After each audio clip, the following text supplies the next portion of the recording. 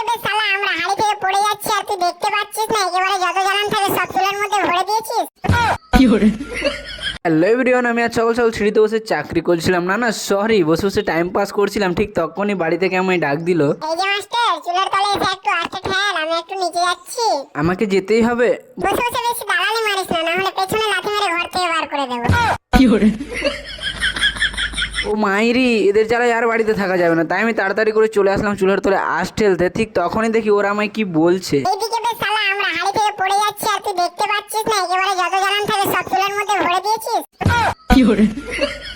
Sorry ভাই, আমি কোনোদিন রান্না করিনি, তাই একটু ভুল হয়ে গিয়েছে, সহ্য করে নে। শালা তুই রান্না করতে জানিস না তো ভাবিকে বসা, তুই কেন বসেছিস? তাহলে এমনিতে একটা গার্লফ্রেন্ড নেই, আবার ভাবি কোথা থেকে পাবো? সরি দাদা, আমাদের ভুল হয়ে গিয়েছে। ও মাইরি, তারপরে কি আমি দেখতে পেলাম লাল লাল টমেটোল রয়েছে, দেখি তো আমার চোখে জল চলে এসেছে। না সরি, জিভে জল চলে এসেছে। তারপর আমি লবণ দিয়ে শুরু করলাম খেতে, একেবারে সেই স্বাদ। শালা বোকাচোদা একটু আস্তে খা, আমাদের তো কষ্ট হচ্ছে। তাই তো, ওরা তো একদম ঠিক কথা বলেছে। সরি টমেটোল দাদা। তারপর আমি ওদের কথা শুনে আস্তে আস্তে খাচ্ছিলাম, একেবারে সেই স্বাদ। স্বাদ তো লাগবে, এখন তুই আমায় খাচ্ছিস, একবার আমার জায়গায় এসে দেখ কিরম লাগে।